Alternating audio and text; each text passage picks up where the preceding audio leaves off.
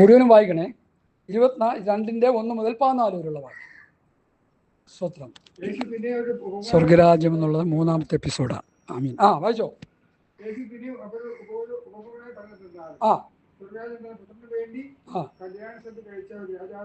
സാധിച്ചോ. കല്യാണം ക്ഷണിച്ചവരെ വിളിക്കുന്നതിന് ദാസന്മാരെ പ്രകടിച്ചു. അവരെ ഒഴിവാൻ മനസ്സാവില്ല. പിന്നെ ഞാൻ മറ്റു ദാസന്മാരെ അയച്ചു. എന്റെ മുത്താളെ ഒരുക്കി തീർന്നു. എന്റെ കാലകളെയും തടുത്ത വിളവെടുത്തു. എല്ലാം ഒരുങ്ങിയിരിക്കുന്നു. കല്യാണത്തിന് വരുവിൻ ക്ഷണിച്ചു എന്ന് പറയിച്ചു. അവരത് കൂട്ടാക്കാതെ തന്റെ നിലത്തിലേക്കും മറ്റൊരു തന്റെ വ്യാപാരത്തിലേക്കും പോയി കളഞ്ഞു. ശേഷമുള്ളവർ ദാസന്മാരെ പിടിച്ച് അപമാനിച്ച് കൊന്നു കളഞ്ഞു. രാജാവ് കോപിച്ച് സൈന്യങ്ങളെ അയച്ചു. കൊലപാതകമായി മുടിച്ചു. അവരുടെ പെട്ടെന്ന് ചുറ്റുകളഞ്ഞു. പിന്നെ അവർ ദാസന്മാർ കല്യാണം ഒരുക്കുന്നത് ക്ഷണിക്കപ്പെട്ടവരോ യോഗ്യരായില്ല.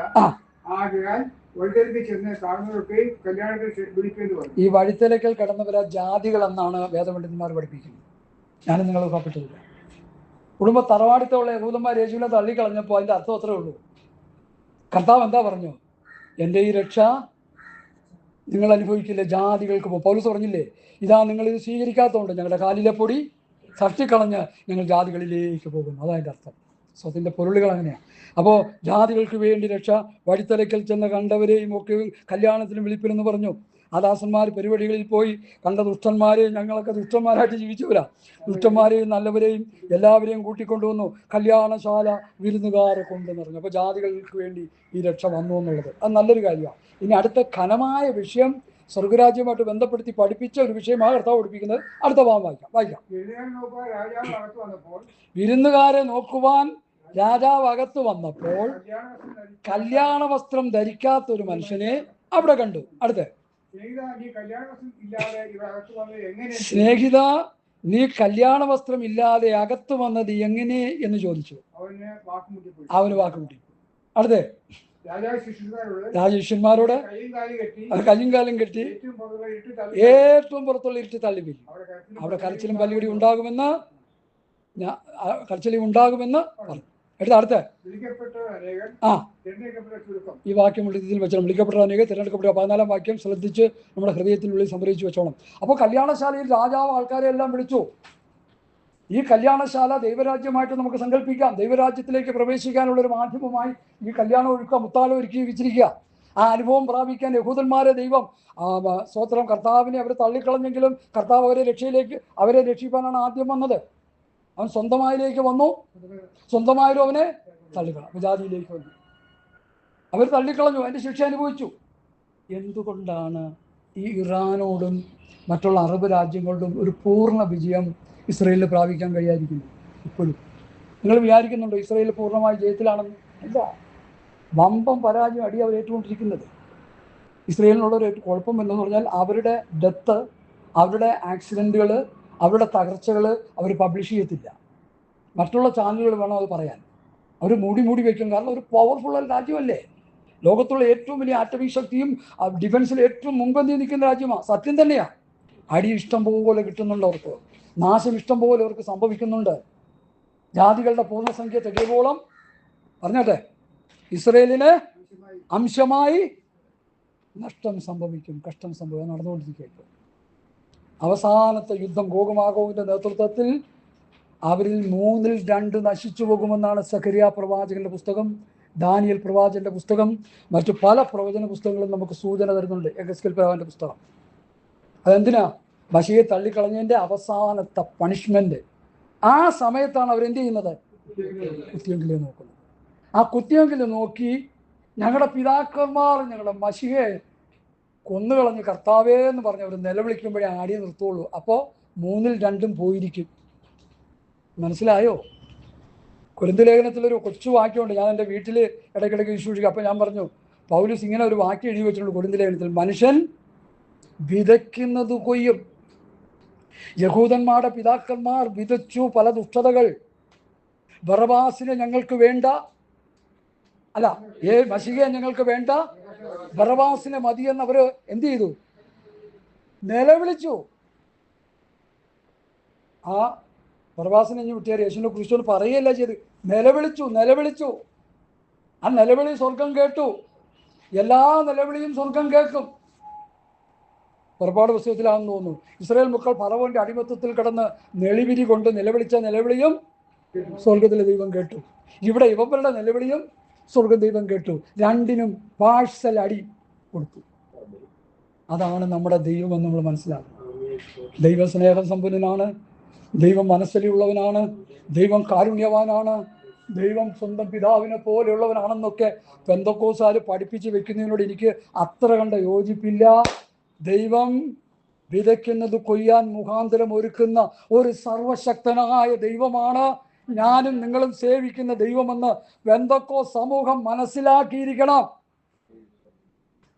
അതുകൊണ്ട് നമ്മുടെ പ്രവൃത്തികളും നമ്മുടെ ജീവിതചര്യകളെല്ലാം ഈ ദൈവവചനത്തിൻ്റെ വ്യവസ്ഥ പ്രകാരമായിരിക്കണമെന്ന് ഞാൻ നിങ്ങളെ പ്രബോധിപ്പിക്കുന്നു. ഇവിടെ വിരുന്നുകാരെ നോക്കുവാൻ രാജാവ് അകത്ത് വന്നപ്പോൾ കല്യാണ വസ്ത്രം ധരിക്കാത്തൊരു മനുഷ്യനെ കണ്ടു. അപ്പോൾ ഇവിടുത്തെ യഹൂദന്മാരുടെ ഇടയിലുള്ള ഒരു ട്രഡീഷനാണ് ഇവിടെ കാണിക്കുന്നത്. എന്താണ്? വിവാഹത്തിന് വരുന്നവർക്ക് കല്യാണ വസ്ത്രം. നമ്മുടെ ഹിന്ദുക്കളുടെ ഇടയിൽ ഒരു ആചാരമുണ്ട്, അവരുടെ കുടുംബത്തിൽപ്പെട്ടവർക്കൊക്കെ വിവാഹത്തിന് കൊടുക്കുമ്പോൾ ചിലർക്ക് എല്ലായിടത്തും ഇല്ല, ആ മണവാളനും മണവാട്ടിക്കും വേറെ ഡ്രസ്സ്, അവരുടെ റിലേറ്റീവ്സ് ആയിട്ടുള്ളവർക്കെല്ലാം ഒരേ ഡ്രസ്സ്. നിങ്ങൾ കണ്ടിട്ടുണ്ടോ പല സ്ഥലങ്ങളിലൊക്കെ? പലരും തുടങ്ങിയിട്ടുണ്ടോ? ആ ഒരു ട്രഡീഷൻ യഹൂദന്മാരിൽ എടുത്തതാണ്. ഒരു കല്യാണ വസ്ത്രം കൊടുക്കും കല്യാണത്തിന് വരുമ്പോൾ. നമ്മുടെ വേണ്ടും ചട്ടും നമ്മുടെ ചുടുതാരൊന്നും പറ്റത്തില്ല, അത് ഇട്ടിട്ട് വേണം ചെല്ലാൻ. ഈ സ്വർഗരാജ്യത്തിലേക്ക് പോകാനുള്ള നീതിയിൻ വസ്ത്രം, രക്ഷാവസ്ത്രത്തെക്കുറിച്ച് ഇവിടെ പഠിപ്പിക്കുന്ന കർത്താവ് പറയുന്നത്, അല്ല മറ്റു കല്യാണ വസ്ത്രമൊന്നുമല്ല. ഇതൊരു സാദൃശ്യ അലങ്കാരത്തിൽ വിഷയം പഠിപ്പിക്കുക കർത്താവ്. ഈ പലസ്തീൻ നാട്ടിലെ ശിഷ്യന്മാരെന്ന് പറഞ്ഞാൽ ഒരു വകാരമുള്ളതാണ്. നമ്മളൊക്കെ എന്ന് പറഞ്ഞാൽ ഡിഗ്രി എടുത്തവരും ബൈബിൾ കോളേജിൽ പഠിച്ചവരും, ഞാനും മാസ്റ്റർ ബിരുദം എടുത്തവനാണ്, പല ഡിഗ്രിയൊക്കെ എടുത്തുമ്പോൾ കുറേ അറിവുകളൊക്കെ ഉണ്ട്. ഇതൊന്നും വലിയ ഗുണമൊന്നും ഉള്ളതായിട്ട് ഞാൻ കാണുന്നില്ല. പക്ഷേ അതിനേക്കാൾ അറിവ് കർത്താവിൽ നിന്ന് പ്രാപിച്ചു പൗലൂസ്. ഞാൻ കർത്താവിൽ നിന്ന് പ്രാപിക്കുകയും, ബാക്കി പറഞ്ഞാട്ടെ, നിങ്ങൾ കേൾപ്പിച്ചു തരികയും ചെയ്തെന്നാൽ തിരുവത്താഴെന്ന് മാത്രമോ അല്ലാതെ അറേബ്യൻ മരുഭൂമിയിൽ നിന്ന് കർത്താവിൽ നിന്ന് ഉപദേശങ്ങൾ മുഴുവൻ പ്രാപിച്ചു. പുതിയ നിയമസഭയുടെ ഉപദേശം മുഴുവൻ അപ്പോസ്തലനായ പൗലോസ് മരുഭൂമിയിൽ നിന്ന് പ്രാപിച്ചാണ് സ്വത്രം ലേഖനങ്ങളിൽ താൻ എഴുതുന്നത്. കൂടെ നടന്ന ശിഷ്യന്മാർ 3.5 വർഷം പറഞ്ഞതിനേക്കാൾ 30 മടങ്ങ് ഉപദേശമാണ് പൗലോസ് തൻ്റെ ലേഖനങ്ങളിൽ, 14 ലേഖനങ്ങളിൽ ദൈവസഭയ്ക്ക് ഉപദേശം കൊടുക്കുന്നത്. ഹല്ലേലൂയ. അതിനെക്കുറിച്ച് പൗലോസ് തന്നെ പറയുന്നു, പ്രയോജനമുള്ളത് ഒന്നും മറച്ചു വയ്ക്കാതെ ഞാൻ മുഴുവനും അറിയിച്ചു തന്നിരിക്കുന്നു. എന്തറിയിച്ചു തന്നു? ദൈവത്തിൻ്റെ ആലോചന. ഇപ്പം നമുക്കിപ്പോൾ ദൈവത്തിൻ്റെ ആലോചന വേണമെങ്കിൽ ധർമ്മകരണം പറയാം. മകനെ, മകളെ, ഈ നാളുകളിൽ നിന്നെ ചില അനുഗ്രഹത്തിലേക്ക് നടത്താം. ഇതിപ്പോൾ കേട്ട് കഴിഞ്ഞാൽ 2-ാം ദിവസം ആൾ തട്ടിയും പോകില്ല. എന്തനുഗ്രഹം?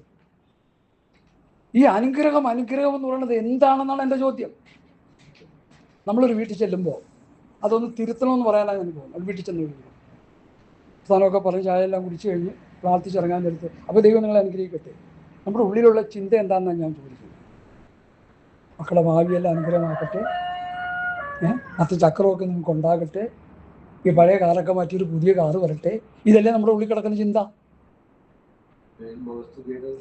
കറക്റ്റ്, മുഖസ്തുതി. ആ സമയത്ത് അതൊന്നും മാറ്റിയിട്ട് ഓക്കെ നിങ്ങൾ ഇറങ്ങുകയാണ്, കർത്താവ് വരാറായി കേട്ടോ, ആത്മീയമായി ഒരുങ്ങി ഉണർന്നിരുന്നോ എന്നൊരു വാക്ക് പറയാൻ പറ്റാത്ത എന്താ? അത് പറയാൻ എന്താ നാവ് പൊങ്ങാത്ത? അത് ഉള്ളിൽ വേണം, ആദ്യം ഉള്ളിൽ വേണം. ഹൃദയം നിറഞ്ഞ് കവിയുന്നതല്ലോ. ഞാനും പറയാറുണ്ട്. അപ്പം ഞങ്ങൾ വരട്ടെ, കർത്താവ് അനുഗ്രഹിക്കട്ടെ. എന്തനുഗ്രഹം? അപ്പോൾ എന്നോട് ചോദിക്കണം, ഭാഷ പറഞ്ഞ അനുഗ്രഹം എന്താണെന്നൊന്ന് പറഞ്ഞിട്ട് പോയാൽ കൊള്ളാമെന്ന് പറഞ്ഞു. അത് ചോദിക്കണം അങ്ങോട്ട് ധൈര്യമായി. ആ സമയത്ത് ഞങ്ങൾ പോവുക, കർത്താവിൻ്റെ വരവായി, ഒരുങ്ങി നിന്നോണേ, നിറഞ്ഞിരുന്നോണേ, ഒരുങ്ങിയിരുന്നോണേ, പ്രാർത്ഥിച്ചോടി ഇന്നോണേ എന്ന് പറഞ്ഞിട്ടൊരു വാക്ക് പറഞ്ഞു പോയാൽ എന്ത് അനുഗ്രഹമാണ്? അതാണ് അനുഗ്രഹം. ഞാൻ വിഷയത്തിലേക്ക് മടങ്ങി വരട്ടെ. ഇവിടെ വിരുന്നുകാരെ നോക്കുവാൻ രാജാവ് അകത്ത് വന്നപ്പോൾ കല്യാണ വസ്ത്രം ധരിക്കാത്ത ഒരു മനുഷ്യനെ കണ്ടു. എന്താണ് ഈ കല്യാണ വസ്ത്രം? യെശയ്യാപ്രവാചകന്റെ പുസ്തകത്തിൽ പറയുന്നു, ഞാൻ അവിടെ രക്ഷാവസ്ത്രം ധരിപ്പിച്ചു, നീതിയുടെ അങ്കി ധരിപ്പിച്ചു. കല്യാണ വസ്ത്രം, രക്ഷാവസ്ത്രം. കുഞ്ഞാടിൻ്റെ വെളിപ്പാട് പുസ്തകം എടുത്ത് വായിക്കാൻ സമയമില്ലാത്തതുകൊണ്ട് പറഞ്ഞു പോകുന്നത്. വെളിപ്പാട് പുസ്തകം 19-ാം അധ്യായത്തിൽ കുഞ്ഞാടിൻ്റെ കല്യാണം വന്നുവല്ലോ, തൻ്റെ കാന്ത തന്നെത്താൻ ഒരുക്കി കാത്തിരിക്കുക, വിശുദ്ധ ജീവിതം നയിച്ചുകൊണ്ടിരിക്കുക. ദൈവം കൊടുത്ത രക്ഷാനുഭവം, ദൈവം തന്ന നീതിയുടെ അനുഭവം. ഈ നീതി എന്ന് പറഞ്ഞ വസ്ത്രം എന്താ? യേശുക്രിസ്തു എൻ്റെ പാപത്തിന് വേണ്ടി മരിച്ചു എന്ന് ഹൃദയം കൊണ്ട് വിശ്വസിച്ചപ്പോൾ ആ വ്യക്തിയെ പിതാവാം ദൈവം നീതീകരിച്ചു. നീതിയുടെ വസ്ത്രം കിട്ടി. നഷ്ടപ്പെടുത്തി കളയരുത്. ആ കർത്താവിനെ എൻ്റെ രക്ഷിതാവും കർത്താവുമായി ഞാൻ എന്നെ കർത്തൃത്വം നടത്തുവാൻ ആ കർത്താവിനെ ഞാൻ എൻ്റെ ഹൃദയത്തിൽ എൻ്റെ കർത്താവും രക്ഷിതവുമായി സ്വീകരിക്കുന്നു. രക്ഷാവസ്ത്രം കിട്ടി. ഇതൊക്കെ പഠിച്ചോണേ. ഇതൊക്കെ വിശദമായിട്ട് പഠിപ്പിക്കാനായിട്ട് എൻ്റെ മുമ്പിൽ സമയമില്ല. പെട്ടെന്ന് ഞാൻ പറഞ്ഞു പോകുക. അപ്പം രക്ഷാവസ്ത്രവും നീതിവസ്ത്രവും കിട്ടി. ഇത് രണ്ടും നഷ്ടപ്പെടുത്താതെയുമില്ല. അത് നമ്മളിലാ നിഷിപ്തം. ഞാനും വിചാരിക്കും ആത്മീയ കോളത്തിൽ രക്ഷാനുഭവം നഷ്ടപ്പെടുത്തിയ എത്രയോ ആൾക്കാരെ കാണാൻ കഴിയും. രക്ഷാവസ്ത്രം നഷ്ടപ്പെടുത്തിയവർ, ദൈവം നീതീകരിച്ച വസ്ത്രം നഷ്ടപ്പെടുത്തിയിട്ട് ഇന്നും ചുമ്മാ ചക്കും ചൂക്കും പറഞ്ഞു പോകുന്ന എത്രയോ പേരെ കാണാൻ കഴിയും. അവരെ ഓർത്ത് നമുക്ക് പ്രാർത്ഥിക്കാമല്ലാതെ വേറൊന്നും പറയാനില്ല. നമുക്ക് കിട്ടിയ രക്ഷാവസ്ത്രവും നീതിവസ്ത്രവും നഷ്ടപ്പെടുത്തിയാൽ കല്യാണ വസ്ത്രമില്ലാതെ വിശുദ്ധ കല്യാണത്തിന് അല്ലെങ്കിൽ കർത്താവിൻ്റെ വരവിന് വേണ്ടി ഒരുങ്ങുന്ന ഒരു വ്യക്തിക്ക് തുല്യമായി നമ്മൾ തീരും. അപ്പോൾ യജമാനൻ വന്ന് നോക്കും. രക്ഷാവസ്ത്രവും നീതിവസ്ത്രവും ഇല്ലെങ്കിൽ നമ്മൾ ഔട്ട്. എങ്ങോട്ടൗട്ട്? കരച്ചിലും അങ്ങോട്ടേക്ക് ഔട്ട്.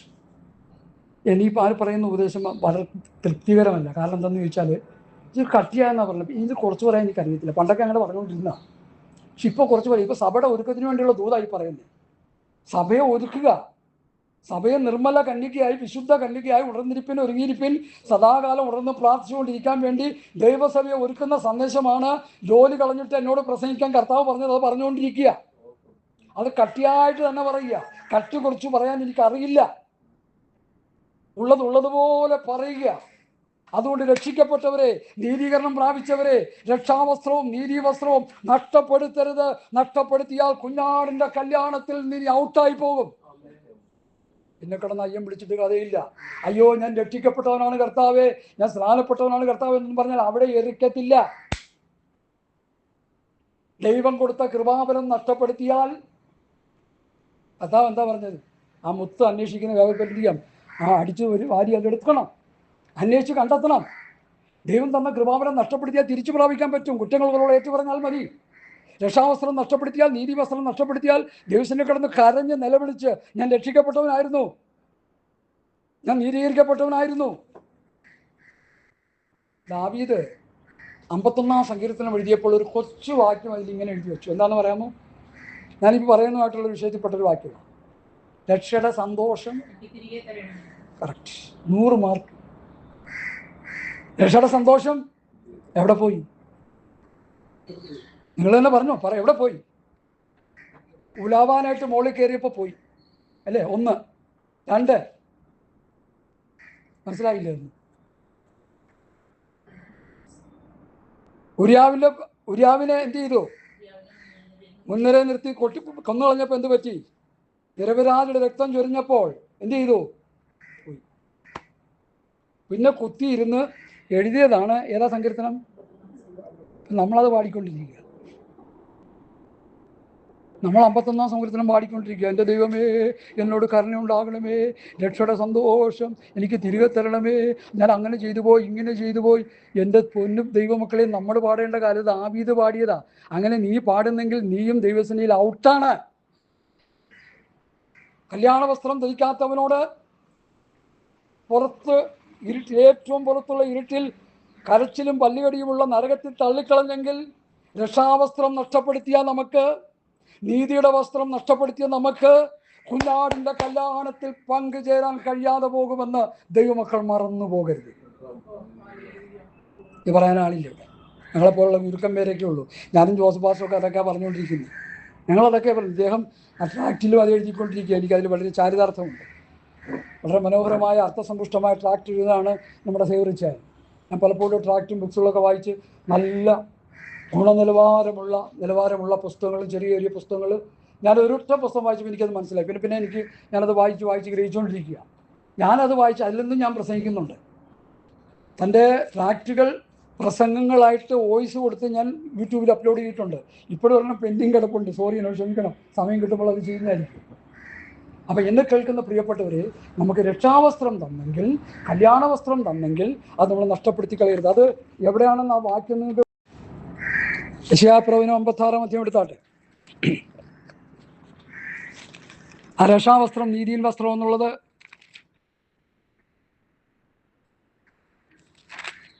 ഹല്ലേലൂയ ഹല്ലേലൂയ 50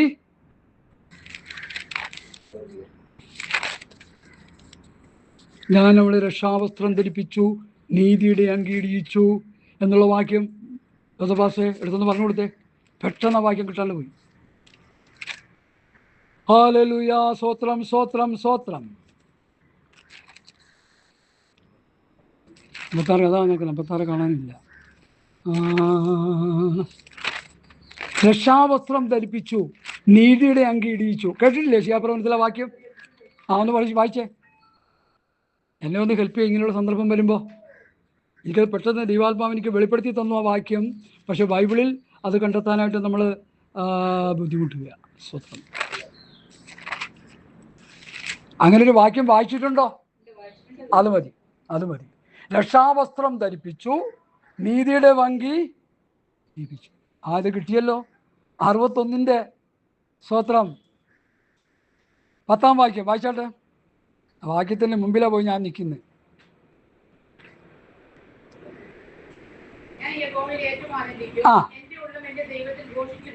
ആമേൻ ആമേൻ ആമേൻ. മതി. ഇത് പ്രവചന പുസ്തകമാണ്, പ്രവചന വാക്യമാണ്. രക്ഷാവസ്ത്രം ധരിപ്പിച്ചു നീതിയുടെ അങ്കി ഇടിയിച്ചു. യേശുക്രിസ്തുവിൽ വിശ്വസിച്ചപ്പോൾ നീതീകരിച്ചു. യേശുവിൻ്റെ കർത്താവും രക്ഷിതവുമാണെന്ന് ഹൃദയത്തിൽ കർത്തൃത്വം ചെയ്യാനായിട്ട് ഏൽപ്പിച്ചപ്പോൾ എന്ത് പറ്റി? രക്ഷിക്കപ്പെട്ടു. രക്ഷാവസ്ത്രം നീതിയുടെ വസ്ത്രം നഷ്ടപ്പെടുത്തി കളയരുത്. നഷ്ടപ്പെടുത്തി കളഞ്ഞാൽ എന്ത് പറ്റും? വിരുന്നുകാരെ നോക്കുവാൻ രാജാവ് അകത്ത് വന്നപ്പോൾ കല്യാണ വസ്ത്രം ധരിക്കാത്ത ഒരു മനുഷ്യനെ അവിടെ കണ്ടു. അക്കൂട്ടത്തിൽ നമ്മളും പെടും. അവനെ കൊണ്ട് തള്ളിക്കളയുന്ന ഏതവസ്ഥയിലാണ് ചേമ എന്ന് പറഞ്ഞേ? ചുമ്മയാണോ കൊണ്ട് തള്ളിക്കളഞ്ഞത് എന്ന് പറഞ്ഞ്? വെറുതെ തള്ളിക്കളഞ്ഞു അവനെ? വായിച്ചിട്ടില്ലേ അത്? വേഗം കയ്യും കാലും കെട്ടി തള്ളിക്കളഞ്ഞു. എന്നെ വെറുതെ ഒരുത്തൻ തീ പിടിച്ചിട്ട് കഴിഞ്ഞാൽ വേണമെങ്കിൽ ഓടി രക്ഷപ്പെടാൻ പറ്റും. അങ്ങോട്ട് ചുട്ടും രക്ഷപ്പെടാൻ പഴുതുകളില്ലാതെ നിത്യമായ നരകാഗ്നിയിലേക്ക് നമ്മൾ നിബിധിക്കുമെന്നാണ് ആ വാക്യാംശം നമ്മളെ പഠിപ്പിക്കുക. കർത്താവ് പറഞ്ഞതിൻ്റെ ആഴമത. അവൻ്റെ ഏറ്റവും പുറത്തുള്ള ഇരുട്ടിൽ കയ്യും കാലും കെട്ടി തള്ളിക്കളയും. രക്ഷിക്കപ്പെട്ടവൻ രക്ഷ നഷ്ടപ്പെടുത്തിയാൽ, നീതീകരണം ലഭിച്ചവൻ നീതീകരണം നഷ്ടപ്പെടുത്തിയാൽ, മടങ്ങി വരാതെ അവൻ പോയാൽ അവന് കൊടിയ ശിക്ഷ കിട്ടുമെന്നാണ് ആ വാക്യത്തിൻ്റെ അർത്ഥം. അങ്ങനെ നമ്മളത് മനസ്സിലാക്കിയാൽ മതി. ഹല്ലേലൂയ സ്തോത്രം. അത് തീർന്നല്ലേ ആ വാക്യം വിഷയം? വിരുന്നുകാരൊക്കെ നോക്കുവാൻ അടുത്ത് വന്നപ്പോൾ കല്യാണ വസ്ത്രം ധരിക്കാത്തൊരു മനുഷ്യനെ കണ്ടു. സ്നേഹിത, ഈ കല്യാണ വസ്ത്രം ഇല്ലാതെ ഇവിടെ അകത്ത് വന്നത് എങ്ങനെയെന്ന് ചോദിച്ചു. അപ്പോൾ ഇന്ന് നമ്മൾ ചോദിച്ചാൽ എന്തെങ്കിലുമൊക്കെ എന്തു ചെയ്യും? ഇന്നിപ്പോൾ എന്നോട് ചോദിച്ചാൽ, പാസ് ഞാൻ നിങ്ങളോട് ചോദിച്ചാൽ, നിങ്ങൾ എന്നോട് ചോദിച്ചാൽ നമ്മളെന്തൊക്കെ പറയും? എന്തെങ്കിലുമൊക്കെ എക്സ്ക്യൂസ് പറഞ്ഞു പോകും. ഇവിടെ എന്താ എഴുതിയേക്കുന്നത്? പറഞ്ഞോ അത്. ആ വാക്യം അങ്ങനെ പറയും. ഇവിടെ എന്താ എഴുതിയേക്കുന്നത്? ഉത്തരം മുട്ടിപ്പോയി. മനുഷ്യരുടെ മുൻപാകെ നമ്മൾ തെറ്റ് ചെയ്താൽ, പാപം ചെയ്താൽ ന്യായീകരിക്കാൻ നമുക്ക് 100 ന്യായീകരണവാദങ്ങളുണ്ട്. എനിക്കുണ്ട്, നിങ്ങൾക്കുണ്ട്. സ്വർഗത്തിലെ ദൈവത്തിൻ്റെ മുൻപാകെ രക്ഷാവസ്ത്രം നഷ്ടപ്പെടുത്തി, നീതിയുടെ വസ്ത്രം നഷ്ടപ്പെടുത്തി നാം മുൻപോട്ട് പോയാൽ ദൈവത്തിൻ്റെ മുൻപാകെ നമുക്ക് പറയാൻ ഒരു ന്യായീകരണവുമില്ല. ദൈവത്തിനത് കേൾക്കണ്ട. ദൈവം നമ്മളെ നിത്യമായ നരകാഗ്നിയിലേക്ക് തള്ളിക്കളയും. അതുകൊണ്ടാണ് സാമ്പാർഷ പ്രസംഗമൊന്നും പറഞ്ഞ് കേൾക്കാത്തത്. സാമ്പാർഷ ക്ലാസ്സൊക്കെ ആരും വെക്കാത്തതിൻ്റെ കാര്യം അതാ. കാരണം പുള്ളി പറയുമ്പോൾ ഒരു മയവും ഇല്ല. എന്തു മയപ്പെടുത്താനാ? ഈയിടയ്ക്ക് എന്നൊരാൾ പറഞ്ഞു, കർത്താവ് വന്ന് സഭയെടുക്കാൻ പോവുക, ഇനി മയപ്പെടുത്തിക്കൊണ്ടിരുന്നിട്ട് എന്താ കാര്യം? കർത്താവ് വന്ന് സഭയെടുക്കാൻ പോവുക, കാഹളം തൊലിക്കാൻ പോവുക. ഇസ്രായേലിനെതിരെ ഗോഗുമാഗോവിൻ്റെ നേതൃത്വത്തിൽ വലിയ യുദ്ധസന്നാഹം നടന്നുകൊണ്ടിരിക്കുക. ഇസ്രായേൽ പർവ്വത നിരകളിൽ ഇസ്രായേൽ ഇപ്പോൾ പരാജയപ്പെടുത്തില്ല. ഇസ്രായേൽ ശക്തിയോടെ നിൽക്കുക. ഇവരെ പരാജയപ്പെടുത്താൻ വേണ്ടി, അമ്പയെ പരാജയപ്പെടുത്താൻ വേണ്ടി ഇറാൻ ചെയ്യുന്ന ഒരു വലിയ ബുദ്ധി കൊണ്ടുള്ളൊരു പ്രയോഗമാണ് ഗോഗുമാഗോവിനെ കൂട്ടുപിടിച്ച് മറ്റു ചില അറബ് രാജ്യങ്ങളും യൂറോപ്യൻ രാജ്യങ്ങളെ കൂട്ടുപിടിച്ച് ഇസ്രായേൽ പർവ്വത നിരകളിൽ യുദ്ധത്തിന് വരുന്നത്. അതൊരു പ്രവചന നിവൃത്തിയാണ്. ഈ മണ്ടക്കോ സ്വാമികൾക്ക് അറിയത്തില്ല. അതൊരു പ്രവചന നിവൃത്തിയാണ്. വിശുദ്ധ പ്രവാചകന്മാർ മുൻപറഞ്ഞ വചനങ്ങളാണ്, പ്രവചനങ്ങളാണത്. നമ്മൾ നിസ്സാരമായിട്ട് തള്ളിക്കളയരുത്. ഇസ്രയേലിനെതിരെ ഗോഗമാകോ യുദ്ധം, ഇസ്രയേൽ പർവ്വതനിരകളിൽ ഈ സൈന്യം വന്ന് അവരെ മുടിച്ചു കളയോ എന്നൊക്കെ പറയുന്നത് എവർ തോന്നുന്നു ഞങ്ങളെല്ലാം കൂടി ചേർന്ന് അവരെ അങ്ങോട്ട് വാഷ് ഔട്ട് ചെയ്ത് കളയാൻ. നിങ്ങൾ വാഷ് ഔട്ട് ചെയ്യുന്നതല്ല, അത് പ്രവചന നിവൃത്തിയാ. എന്തിനു വേണ്ടി എന്ന് പറഞ്ഞു? എന്തിനു വേണ്ടി? വചനജ്ഞാനം ഉണ്ടെങ്കിൽ ഇത്തിരിയെങ്കിലും പറയാൻ പറ്റും. പറഞ്ഞോ? കുത്തിയവെങ്കിലേക്ക് നോക്കുവാൻ. കിട്ടണ്ടേ? പാഴ്സൽ അടി കിട്ടണ്ടേ? ഈ അടി കിട്ടുമ്പോഴല്ലേ ശരിക്കും സംഭവം ദൈവസന്നിധിയിൽ യഥാസ്ഥാനപ്പെടുത്തുള്ളൂ. ദാവീദ് യഥാസ്ഥാനപ്പെട്ടത് എങ്ങനെയാ പറഞ്ഞേ? കുഞ്ഞുവാവ മരിച്ചു പോയപ്പോൾ, ഒരു കൊച്ചു കുഞ്ഞ് നമ്മളിൽ നിന്നൊക്കെ വേർപെടുമ്പോൾ നമുക്ക് ഭയങ്കര സങ്കടമാണ്. അങ്ങനെ ദാവീദ് യഥാസ്ഥാനപ്പെട്ട് വരുന്നത്. പിന്നീട് ദാവീദ് പാപം ചെയ്തതായിട്ട് കാണുന്നില്ല, പുസ്തകത്തിൽ കാണുന്നില്ല. പിന്നെ ദാവീദിനെ കുറിച്ച് ദൈവം പറയുന്ന സ്റ്റേറ്റ്മെൻറ്റ് കാണുന്നുണ്ട്. അതെന്താ? നമ്മുടെ തെറ്റുകൾ എത്ര വലുതാണെങ്കിലും, അതാ പ്രവാചക പുസ്തകം പറയുന്നത്, രക്താംബരം പോലെ കടുംചുവപ്പായിരുന്നാലും ഹിമം പോലെ വെളുപ്പിക്കുവാൻ ദൈവത്തിന് കഴിയും. എന്നെ കേൾക്കുന്ന വാത്സല്യ പ്രിയപ്പെട്ടവരെ, പ്രിയ രാജീവ് സോഹരൻ നമ്മുടെ മധ്യത്തിൽ പുതുതായിട്ട് കടന്നു വന്നിരിക്കുക. നിൻ്റെ ജീവിതത്തിൽ വന്നുപോയ പാപങ്ങളും തെറ്റുകുറ്റങ്ങളും, രക്ഷിക്കപ്പെടുന്നതിന് മുൻപ് അല്ലെങ്കിൽ കർത്താവിനെ അറിയുന്നതിന് മുമ്പ് എന്തെങ്കിലും തെറ്റുകുറ്റങ്ങൾ ജീവിതത്തിൽ വന്നു പോയിട്ടുണ്ടെങ്കിൽ അത് ദൈവത്തോട് നിലവിളിച്ച് കരഞ്ഞ് ഹൃദയ നുറുക്കത്തോടെ ഏറ്റുപറഞ്ഞ് കഴിയുമ്പോൾ കർത്താവ് ക്ഷമിച്ചു തരും. കർത്താവ് ക്ഷമിച്ച് നമ്മളെ ആരാക്കി മാറ്റും? ഒരു പുതിയ സൃഷ്ടിയാക്കി മാറ്റാൻ കർത്താവിന് കഴിയും. അതാണ് ആ ഉമ്മ നമ്മളെ പഠിപ്പിക്കുന്ന സ്തോത്രം ഘനമായ പഠനം. ഇനി അടുത്ത വിഷയത്തിലേക്ക് നമുക്ക് വരാം. ഹല്ലേലൂയ, സ്തോത്രം സ്തോത്രം. മറുവേദത്തിലേക്ക്, രണ്ടാമത്തെ പേജിലേക്ക് നമ്മൾ വരികയാണ്. മത്തായിയുടെ സുവിശേഷം 25-ാം അധ്യായത്തിൻ്റെ 1 മുതൽ 13 വാക്യം പെട്ടെന്നൊന്ന് വായിച്ചാട്ടെ. സദൃശമാകുന്നു. അടുത്ത് ആയിരുന്നു. ആമേൻ. അടുത്ത് ഉറങ്ങി. വന്നു. അടുത്ത് ആമേൻ.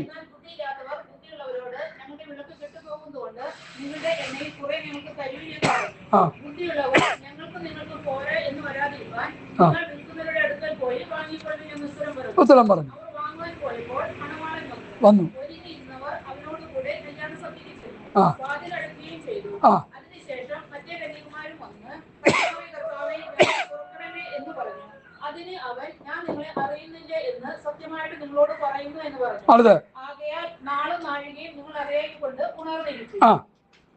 സ്തോത്രം.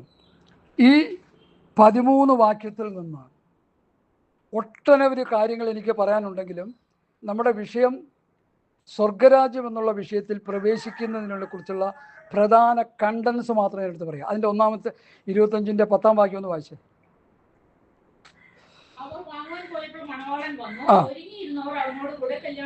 അപ്പൊ സ്വർഗരാജ്യത്തിലേക്ക് പോകുവാൻ അതിലെ പ്രധാന വിഷയം ഉണർന്നിരിക്കുക, സദാകാലം ഉണർന്നും പ്രാർത്ഥിച്ചുകൊണ്ടിരിക്കുക. ഞാൻ ഈ കഴിഞ്ഞ ദിവസങ്ങളിൽ കൊട്ടാരക്കരയ്ക്ക് ഒരു മീറ്റിങ്ങിന് പോയി. വണ്ടി എത്ര മണിക്കാണെന്നറിയോ? 5:20 ഇൻട്രസിറ്റി സൗത്തിൽ നിന്ന്. അപ്പോൾ ഞാൻ എത്ര മണിക്ക് അവിടെ ചെല്ലണം? ഒരു 5 മണിക്കെങ്കിലും അവിടെ ചെല്ലണം. ഉറങ്ങാൻ പറ്റിയില്ല എനിക്കന്ന്. പക്ഷെ എന്തൊരു കഷ്ടമായി പോയി. ട്രെയിനിൽ നിന്ന് ഉറങ്ങാൻ പറ്റുമോ? അതും ഭയങ്കര ബുദ്ധിമുട്ടായിരുന്നു. അന്നത്തെ ഉറങ്ങാൻ പറ്റില്ല. കാരണം എന്താ? മീറ്റിങ്ങിന് പാസ്റ്റേഴ്സിൻ്റെ ഒരു മീറ്റിംഗാണെന്ന് ഓർത്തോണം. അവരെല്ലാവരും കൂടി വിളിച്ചിരിക്കുക ഉപദേശം പറയാൻ. അവിടെ പൊങ്ങത്ത് നടന്ന ക്ലാസ്സിൻ്റെ കംപ്ലീറ്റ് ഡീറ്റെയിൽസ് അവിടെ കൊടുത്തിട്ടാണ് ഞാൻ പോകുന്നത്. ആ നോട്ട്സെല്ലാം അവിടെ കൊടുത്തിട്ട് പോകുന്നു. അവർക്കെല്ലാം വലിയ സന്തോഷമായി. അവർ പറഞ്ഞ് രണ്ടാമത് നടക്കുന്ന ക്ലാസ്സിൻ്റെ എല്ലാത്തിൻ്റെയും പേപ്പർ ഞങ്ങൾക്ക് തന്നേക്കണം, അതിൻ്റെ പാസ്റ്റ് പ്രസംഗിക്കുന്ന നോട്ട്സ് ഞങ്ങൾക്ക് തന്നുകൊണ്ടിരിക്കണം. ഞങ്ങൾ പറയാം, എനിക്കത് കിട്ടാൻ കാത്തിരിക്കുക, പറയാൻ കാത്തിരിക്കാം. ഞാൻ അയച്ചുകൂടാ, നിങ്ങൾ പ്രസംഗിക്ക്, കണ്ട ചപ്പൻ ചവറും പറയാതെ ഈ വചനോട് താങ്കൾ പ്രസംഗിക്ക്. അതിനുവേണ്ടിയല്ലേ ഇതൊക്കെ പ്രിൻ്റ് ചെയ്തുകൊണ്ടിരിക്കുന്നത്. എന്നെ കേൾക്കുന്ന പ്രിയപ്പെട്ടവരെ, മത്തായിയുടെ സുവിശേഷം 25-ന്റെ 1 മുതൽ 13 വാക്യങ്ങൾ സഹോദരി ഇവിടെ വായിച്ചു. അതിലെ ഏറ്റവും പ്രധാനപ്പെട്ട വാക്യം അതിൻ്റെ 10-ാമത്തെ വാക്യവും പിന്നെ 13-ാമത്തെ വാക്യം. ആ 2 വാക്യങ്ങളിലേക്ക് നമ്മൾ ഫോക്കസ് ചെയ്യാൻ പോവാണ്. ഒരുങ്ങിയിരുന്നവർ അവനോടുകൂടെ മണിയറയിൽ പ്രവേശിച്ചു. എണ്ണയുടെ കാര്യമൊക്കെ അവിടെ നിൽക്കട്ടെ. എണ്ണ പരിശുദ്ധാത്മാവാണെന്നൊക്കെ വ്യാഖ്യാനിക്കുന്നു, അതൊക്കെ അവിടെ നിൽക്കട്ടെ. അതൊക്കെ പറയാനായിട്ട് നമുക്ക് പിന്നീട് അവസരങ്ങൾ എടുക്കാം. ഇവിടുത്തെ പ്രധാന വിഷയം സ്വർഗരാജ്യത്തിലേക്ക് പോകാൻ നമ്മൾ ചെയ്യേണ്ട പ്രധാന കാര്യങ്ങൾ ഒരുങ്ങിയിരിക്കുക, ഉണർന്നിരിക്കുക, സദാകാലം ഉണർന്നും പ്രാർത്ഥിച്ചുകൊണ്ടിരിക്കുക.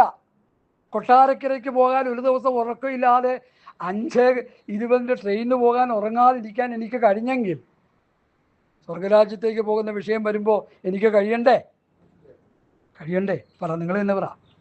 ഒരുങ്ങിയിരിക്കണം. നമ്മുടെ ഇപ്പോഴത്തെ ഒരുക്കമൊന്നും പോരാ.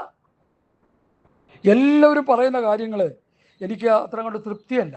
കാരണം ഒരു പരിമിതമായ ആത്മീയ നിലവാരം കൊണ്ട് നമുക്ക് എന്ത് ചെയ്യാൻ പറ്റത്തില്ല? പറഞ്ഞോട്ടെ, സ്വർഗരാജ്യത്തേക്ക് പോകാൻ പറ്റത്തില്ല. അതിനെ പരിമിതമാക്കി പ്രസംഗിച്ച് വെച്ചിരിക്കുകയാണ് ഇന്നത്തെ പാസ്റ്റർമാരെ. എന്നോട് ക്ഷമിക്കണേ. സ്വർഗരാജ്യത്തേക്ക് പോകുന്ന വിഷയത്തെ ഫോക്കസ് ചെയ്ത് പറയാതെ ലോകത്തിൻ്റെ ഭൗതിക അനുഗ്രഹങ്ങൾക്ക് വേണ്ടി പ്രസംഗിച്ചുകൊണ്ടിരിക്കുക പ്രോസ്പെരിറ്റിക്കാർ. ഒരു കാലഘട്ടങ്ങളിൽ വിശുദ്ധ ഉപദേശം പ്രസംഗിച്ച പെന്തക്കോസ്തിലെ സീനിയർ പാസ്റ്റർമാരോ പോലും ഈ പ്രോസ്പെരിറ്റിക്കാരുടെ കഴുത്തേൽ കൈ വിട്ട് നടക്കുക. ഞാൻ നോക്കുമ്പോൾ ശരിയല്ലേ ചേ? ഇപ്പം അവരും അത് പറഞ്ഞുകൊണ്ടിരിക്കുക.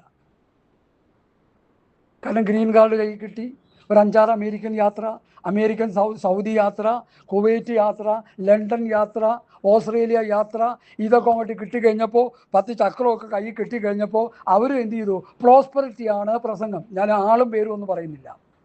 കേരളക്കരയെ കിടുകിടാ വിറപ്പിച്ച ഒരു പാസ്റ്ററുണ്ട്. പേര് പറയുന്നില്ല, പ്രസ്ഥാനം പറയുന്നില്ല. കാരണം അവരെ പരസ്യമായിട്ട് ആക്ഷേപിക്കാൻ താല്പര്യമില്ല, വ്യക്തിഹത്യ വേണ്ടെന്ന് വെച്ചു. അതുകൊണ്ടാണ്. അവർ നന്നാകട്ടെ. പുള്ളി പറഞ്ഞെന്താണെന്നറിയോ?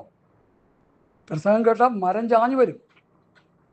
ഈ ഇരിക്കുന്ന ജനത്തോടൊരു 10-100 പേരിരിക്കുക. ഞാനാ പ്രസംഗം കേട്ടുകൊണ്ടിരിക്കുക. നിങ്ങളുടെ ഹൃദയത്തിൽ ഏറ്റവും ആഗ്രഹിക്കുന്ന ഒരു വിഷയം പറയാം, ദൈവത്തോട് പറഞ്ഞുകൊണ്ടിരിക്കാൻ പറഞ്ഞു. എൻ്റെ പൊന്ന് സിസ്റ്ററെ, ഹൃദയത്തിൽ ആഗ്രഹിക്കുന്ന വിഷയം എന്താണെന്ന് ചോദിച്ചാൽ ഞാനൊക്കെ നമ്മളിപ്പോൾ ഓക്കെ, നമ്മൾ മാറി ചിന്തിക്കുന്നതിന് കുഴപ്പമില്ല. ഈ കാണുന്ന വിശ്വാസികൾ എന്താ ചിന്തിക്കുന്നത്?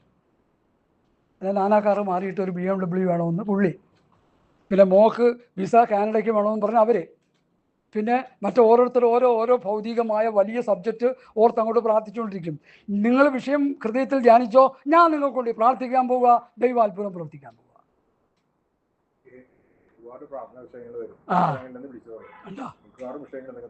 ഇതൊന്നും നമുക്ക് ചേരുന്നതല്ല. ഞാൻ നേരത്തെ ഒരു വാക്യം ഇവിടെ പറഞ്ഞു കഴിഞ്ഞു. ആദിയിൽ അവൻ്റെ രാജ്യവും നീതിയും അന്വേഷിക്കുമ്പോൾ ഈ സകലം എന്നുള്ളത് ശ്രദ്ധിച്ചോണം. അങ്ങനെ വാക്യത്തിലില്ല. എന്ത് തിന്നും, എന്ത് കുടിക്കും, എന്തുടുക്കും. സകലം എന്ന് പറയുമ്പോൾ എൻ്റെ ഹൃദയത്തിൽ BMW കിടപ്പുണ്ട്, അത് കിട്ടത്തില്ല. മനസ്സിലായില്ലേ? ഒരു 10 നില കെട്ടിടം എനിക്ക് വേണം കർത്താവേ, ഏറ്റവും ഗ്രൗണ്ട് ഫ്ലോറിൽ താമസിച്ചിട്ട് 9 വാടക കൊടുത്ത് ഞാനിങ്ങനെ സുഖലോലുപനായി ജീവിച്ചോളാം കർത്താവ്, ലക്ഷക്കണക്കിന് രൂപ എനിക്ക് കിട്ടുമല്ലോ. അതൊന്നും കിട്ടത്തില്ല. ഞാൻ ഇന്നലെ ഒരു വാക്യം തപ്പിയെടുത്ത് പാതിരാത്രിയാണ് തപ്പിയെടുത്ത് അപ്പോൾ സമയം ഒത്തിരി പോയി. ഇങ്ങനെ നാം അനേക കഷ്ടങ്ങളിലൂടെ, അതാ ദൈവം വെച്ചിരിക്കുന്ന വഴി ഏതാ? അനേക കഷ്ടങ്ങളിലൂടെ ദൈവരാജ്യത്തിൽ കടക്കേണ്ടതാകുന്നു എന്ന് അപ്പോസ്തലന്മാർ വചനം പറപ്പിച്ച് സഭയെ ഉപദേശിച്ചു കൊണ്ടുപോന്നു.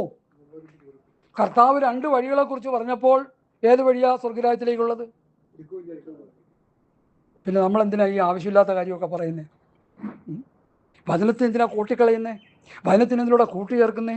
വചനത്തിന് എന്താ മറിച്ച് കളയുന്നത്? നമ്മൾ പറഞ്ഞെന്നല്ല ഈ പറയുന്നത്. ഇന്ന് ആത്മീയ കോളത്തിൽ നടക്കുന്ന മുഴുവനതാ. വചനത്തെ കൂട്ടിക്കളയുക, കൂട്ടി ചേർക്കുക, മറിച്ച് കളയുക. എന്നിട്ട് അത് പ്രസംഗമാണെന്ന് പറയുക, എന്നിട്ട് അത് ഉപദേശമാണെന്ന് പറയുക, വിശ്വാസികളെ തെറ്റിച്ച് കളയുക. അതുകൊണ്ടാണ് ഞാൻ പലപ്പോഴും ശക്തിയോടെ പറയുന്നത്, അപ്പോസ്തലന്മാർ പഠിപ്പിച്ച പഠിപ്പിക്കലിൻ്റെ ഒരു വരവണ്ണം അങ്ങോട്ടും ഇങ്ങോട്ടും തെറ്റാതെ അതങ്ങനെ തന്നെ സഭയെ പഠിപ്പിക്കണം. അവർ അപ്പോസ്തലന്മാരുടെ ഉപദേശം കേട്ട് കൂട്ടായ്മ ചപ്പം നുറുക്കി പ്രാർത്ഥന കഴിച്ചും പോന്നു. ആ അധ്യായത്തിൻ്റെ അവസാന വാക്യം പറഞ്ഞ്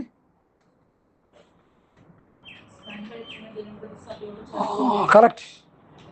ആരെ അപ്പോസ്തലന്മാരുടെ ഉപദേശം കേട്ട് കൂട്ടായ്മ ചപ്പം നുറുക്കി പ്രാർത്ഥന കഴിച്ച് പറയുന്നവരെ കർത്താവ് തൻ്റെ സഭയോട് ചേർത്തുകൊണ്ടിരുന്നു. ഞാൻ എൻ്റെ സഭയെ പണിയും, പാതാള ഗോപുരം അതിന്. അപ്പം കർത്താവിൻ്റെ സഭയുണ്ട്, അല്ലാത്ത സഭകളും ഉണ്ട്. ഇന്ന് കാണുന്ന സഭകൾ കർത്താവിൻ്റെ സഭകളാണെന്ന് പറഞ്ഞാൽ അംഗീകരിക്കാൻ ബുദ്ധിമുട്ടുണ്ട്. എന്താ പാസ്റ്ററെ അങ്ങനെ? ഈ വചനവസ്തുപ്രകാരം നോക്കുമ്പോൾ ഇടുക്ക് വഴിയിലൂടെ പോകാതെ ഏത് വിഷയം ഹൃദയത്തിൽ ചിന്തിച്ചോ ഞാൻ പ്രാർത്ഥിച്ചാൽ കിട്ടുമെന്ന് പറയുന്നത് വിശാലമായ വഴിയാണ് പാസ്റ്റർ. എന്താ പാസ്റ്ററിനത് മനസ്സിലാകാത്തത്? പാസ്റ്ററിന് ഗ്രീൻ കാർഡ് കിട്ടിയ കയ്യിൽ. ഗ്രീൻ കാർഡ് എന്ന് പറഞ്ഞാൽ എന്താ അതിൻ്റെ അർത്ഥം? എപ്പോൾ വേണേലും പോകാം അല്ലേ?